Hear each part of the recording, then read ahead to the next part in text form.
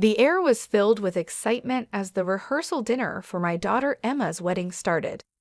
I was so proud watching her stand next to her fiancé Jason, enjoying the good wishes from everyone. I had no idea that the happy mood would soon be ruined by someone I had tried so hard to accept as my own. "May I have everyone's attention, please?" Emma suddenly called out, making the room go quiet. My husband Walter and I looked at each other, confused, as she held up her glass. "I need to talk about something important," she announced, staring coldly at me. "Helen, you call yourself my stepmom, but really you're just an unwelcome stranger in our lives." The room filled with gasps as Walter turned pale. It felt like a punch in the stomach, her harsh words knocking the breath out of me. "Emma, what do you mean by this?" Walter asked, his voice shaking. "Don't be shocked, Dad," she snapped. "You know she's been trying to push her way into our family from the start. I'm done acting like she's my mom. She's not, and she never will be." Her mean words cut through me. I looked for any sign of the kind girl I knew in her face, but saw only dislike and anger. "Emma, please, not here," I begged, my voice breaking. "Why not?" she retorted. "It's my day, and I'll say what I want." Walter clenched his fists, trying to stay calm. "Enough," he said firmly. "We're leaving." Emma just shrugged, smirking as she turned away from us. We had to walk out past all the shocked guests, their stares and whispers making me feel judged as we left. I must have done something to make my stepdaughter hate me so much. The tears I had been holding back finally fell, and I knew then that thing would never be the same. In the car, Walter was very tense, gripping the steering wheel tightly, his face showing both anger and pain. "I don't know what's gotten into her, Helen," he said, his voice tight. "But I promise I won't let her treat you this way." I just nodded, too upset to talk, as we drove away from what was supposed to be a happy event.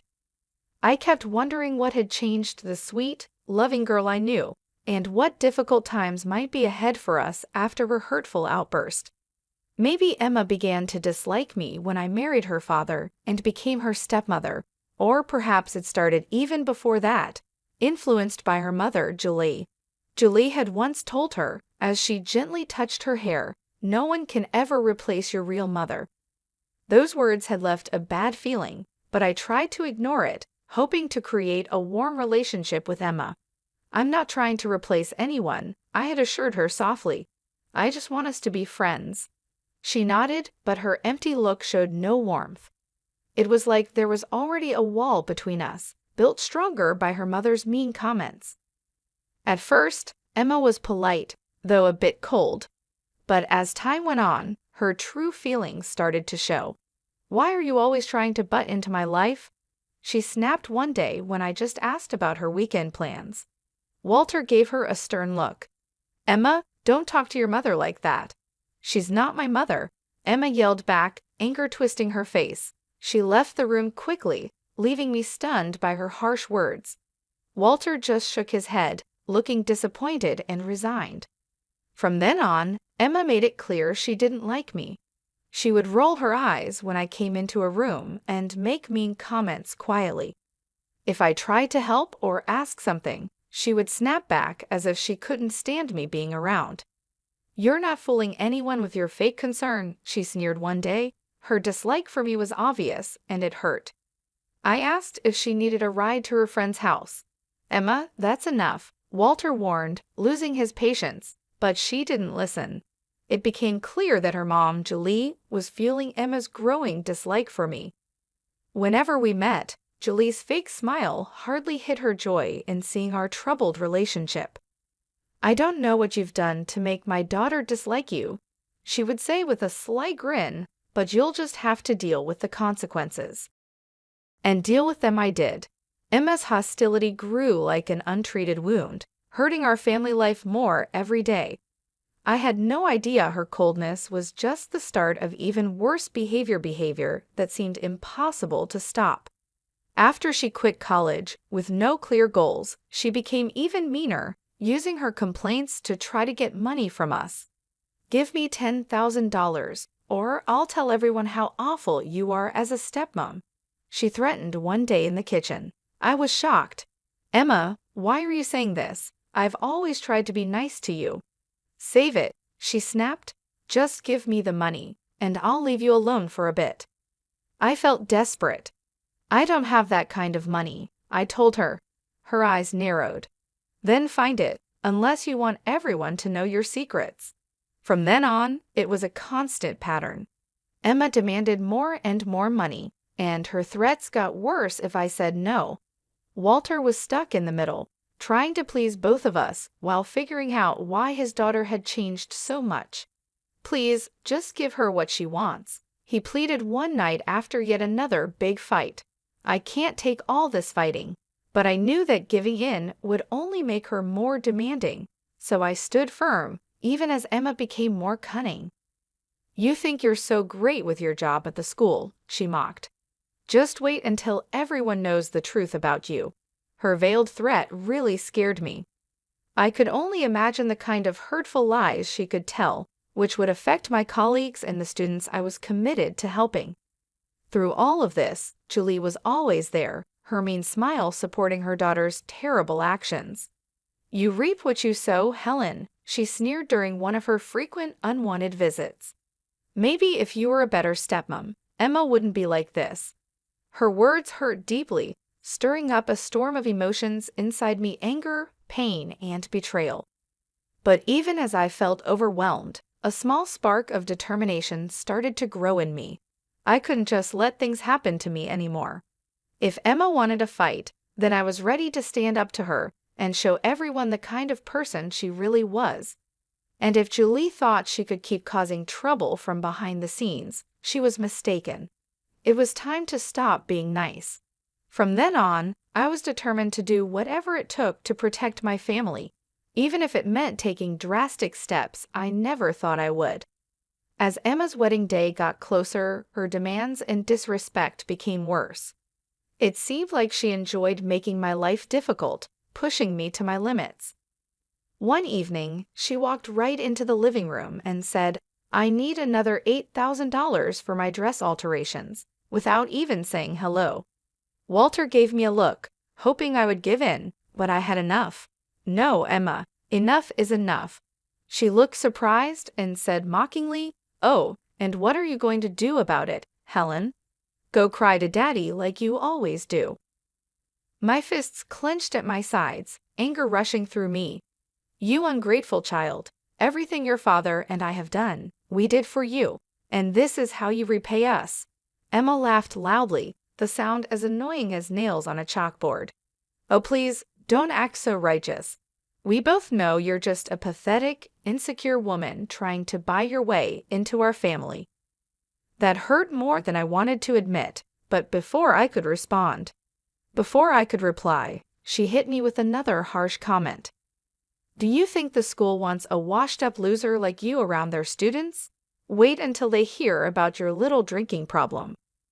My heart sank as I realized how low she was willing to go. She planned to ruin my career and reputation with her lies. Emma, that's enough, Walter shouted, his face red with anger, but she just smirked, enjoying the chaos she had created. At that moment, something in me changed. I felt a strong resolve build up, making me firm against the storm of emotions threatening to overwhelm me. I was done being her victim. Get out, I said firmly, my voice calm but intense. And don't come back until you can behave like a decent person. Emma looked surprised at my strong reaction, but then sneered and came closer, her breath warm on my face. You'll regret this, Helen. I promise you that. With those final words, she stormed out, leaving a heavy silence behind her. Walter watched her leave, his face showing both shock and sadness. I'm sorry, Helen. I don't know what's gotten into her, he said tiredly. But I understood now, this wasn't a sudden change. It was the result of long-held bitterness and manipulation, driven by Julie's harmful influence. As I thought about Emma's threats, a firm resolve formed within me. She thought she could destroy my life whenever she wanted with her venomous lies. She was very wrong. If it was a fight she wanted, then I was ready to fight back, and this time I wouldn't play by her rules. Her threats kept replaying in my mind, fueling my determination to show everyone her true character before it was too late. I knew I couldn't count on Walter. His love for his daughter blinded him to the person she had become. I had to act on my own to protect myself and our family. That's when Roger came into the picture. He'd dated Emma a few years ago, before her behavior turned so manipulative and selfish. A chance meeting at the grocery store led to a conversation, and soon things started to make sense. Roger helped me see that Emma was not who I thought she was. Sean shared with me, looking very sorry, "She lied about you and Walter. All of it was lies." I felt a chill as he described how Emma had portrayed me as a controlling stepmom trying to push my way into their close family, and how she made Walter out to be a harsh tyrant. I believed everything she said, Sean admitted, embarrassed. She seemed so believable, full of anger. It wasn't until we split up that I started to see the truth. As he talked, a clearer image of Emma's harmful behavior appeared. She had spun a web of lies for years to turn everyone against me, influenced heavily by her mom, Julie, who was like a master at controlling her. From the start, she's been filling Emma's head with twisted thoughts about you trying to take her mom's place, Sean told me, which made me feel sick as everything started to make sense. All this time, I was the target of their mean plan, painted as the bad guy in their story. But Sean had more to say. He explained that Emma's upcoming wedding was just a cold-hearted plan to get more money and status. "She doesn't love Jason," he said dismissively. "She's just using him to get the lifestyle she wants. Once she's done with him, she'll move on to the next guy." Hearing this confirmed my doubts about Emma's shallow feelings, but it was still hard to accept. After talking with Sean, my head was spinning with all he had told me. For too long, I had let Emma and Julie control the story. Now, with the truth on my side, I was ready to confront them, to break apart their fake story, and show everyone what was really going on. No more being the victim, no more being scared of their threats and lies. It was time to fight back. The day of Emma's wedding was sunny, but inside the church, the air was tense. As I watched her get ready, admiring herself in the mirror, a firm resolve grew in me. Today, the truth would come out. Julie, fixing Emma's veil, cooed, "You look beautiful, sweetheart, just like a princess on her special day." Emma smiled, soaking up her mother's compliments. Seeing this, my stomach turned. Yes, it was like a real-life fairy tale, but I knew the truth behind the facade. I couldn't help but make a sarcastic comment, complete with a handsome prince and a wicked stepmother. Julie glared at me, but Emma just laughed, not seeming to care about the meaning behind my words. "Speaking of wicked stepmothers," she said coldly, "I'm surprised you even showed up, Helen, after how you've treated me. I half expected you to boycott the whole thing." I laughed bitterly. "Oh, believe me, I thought about it, but I wouldn't miss this for the world." Before she could say anything else, Walter appeared with a forced smile. "Everything okay in here?" he asked. "Just peachy, Dad," Emma replied sweetly, her voice dripping with sarcasm. "Helen and I were just having a little heart-to-heart." Walter looked like he wanted to ignore the tension. "Well, it's almost time. You ready, kiddo?" Emma nodded, suddenly looking excited to walk down the aisle. As the ceremony began and the music played, I took a deep breath, preparing myself. The ceremony went by quickly, with empty vows and fake smiles. But as Jason and Emma were about to kiss, I knew I had to speak up. "Stop!" I shouted, my voice echoing in the quiet church. Everyone gasped and looked at me. Emma's face twisted in anger, her fists clenched. "What is the meaning of this?" she hissed, her voice shaking with rage. Taking another deep breath, I looked at her firmly. "The meaning, Emma, is that I can't just watch you lie and manipulate everyone anymore." Julie's face went white as she realized what was happening. Before she could say anything, I continued, pulling out strong evidence that Sean had given me. This included texts, emails, and recordings that exposed Emma's deceit. For years, you've lied and turned everyone against me while acting like the victim, I announced confidently. Not anymore. It's time for everyone to know the truth. As I showed everyone the proof of her dishonesty and selfish plans, the room went silent. Emma's composure broke, and her face twisted into an angry snarl. "You liar," she shouted, lunging at me. "How dare you ruin my special day?" But it was too late. The truth was out there for everyone to see.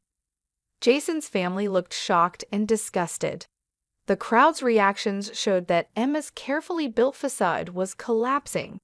Standing there, alone and exposed, she seemed like a shadow of the person she used to be.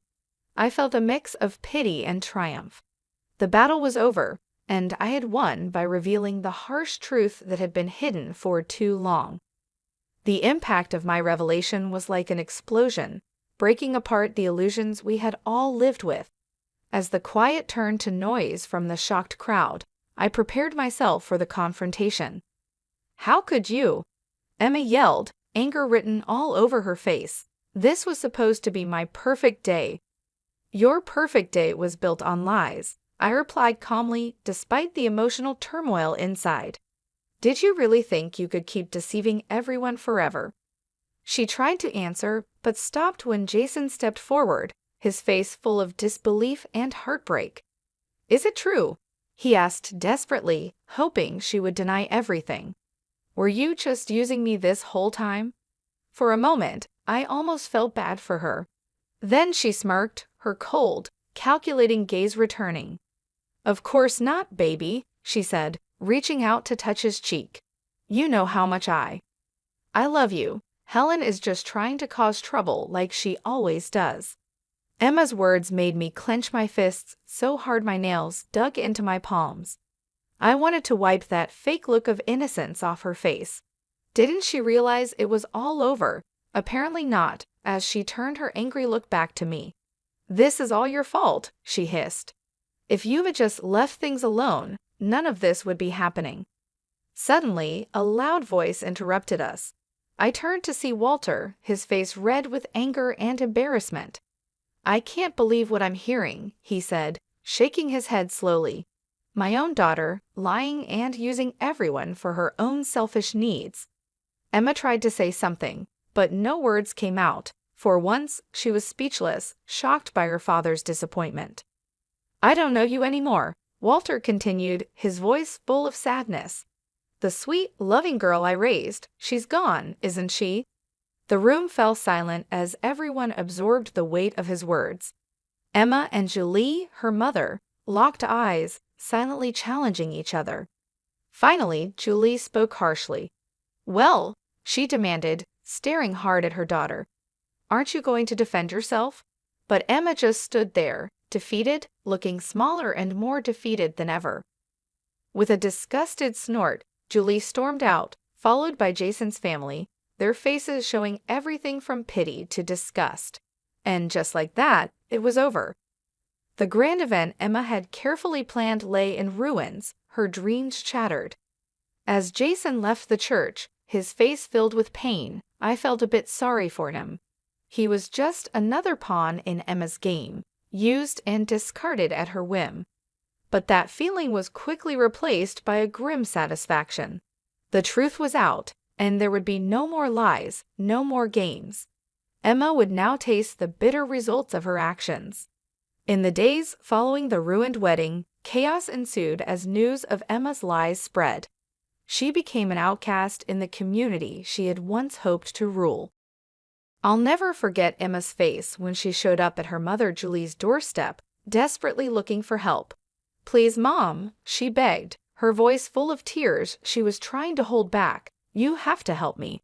I have nowhere else to go."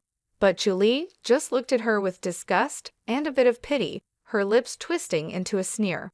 "Help you," she scoffed, her laugh bitter. "After the mess you made in public, embarrassing yourself and our family." Emma stepped back, shocked. "But you're my mother. You're supposed to support me no matter what." "There are no sides anymore," Julie replied slowly, shaking her head. You've destroyed all your relationships, pushed away everyone who cared about you with your endless greed and lies." Her harsh words cut deep, each one like a sharp blade. I could see the moment Emma realized the truth, felt the full weight of her loneliness. "You can't mean that," she whispered, reaching out a shaky hand. "Mom, please." But Julie stepped back, her face cold and unfeeling. "I don't know who you are anymore," she said flatly. "The daughter I raised would never sink so low. You've made your bed, Emma. Now you can lie in it alone." With those final harsh words, she turned and went back inside, leaving Emma alone on the doorstep, broken. In the weeks that followed, I watched as Emma, once proud and entitled, was worn down by the consequences of her actions. The trendy bars and fancy stores she used to visit now looked at her with barely hidden contempt, whispers and stares following her. Even her so-called friends deserted her, not wanting to be linked with such a public disgrace. Through it all, Walter and I stood firm, our relationship strengthened in the ordeal of her betrayal. "I'm sorry it came to this," Walter said one evening as we watched Emma pass by, her head down in shame. "But you were right all along." I didn't say anything, just squeezed his hand. Words felt too small in the face of such a harsh reality. As things settled and our community began to recover from the shock of Emma's lies, Walter and I received a lot of support and thanks. We had helped many families and students, and now they showed their gratitude. Everyone we had helped rallied around us, thanking us for standing up to the manipulation and deceit that had almost broken us apart. In those moments of connection, seeing the true depth of human kindness and resilience, I found peace and purpose that I had missed during the worst days of Emma's destructive actions. She had tried to break me down, to make me just a small part of her own big story, but in the end, her own selfishness was her downfall. It stripped away her masks and lies, showing her true empty self. As for me and Walter, we came out of this stronger and wiser. If our experience can inspire others to stand strong against manipulation and deceit, and to value honesty and integrity above all, then maybe some good can still come from the ruins of Emma's shattered dreams.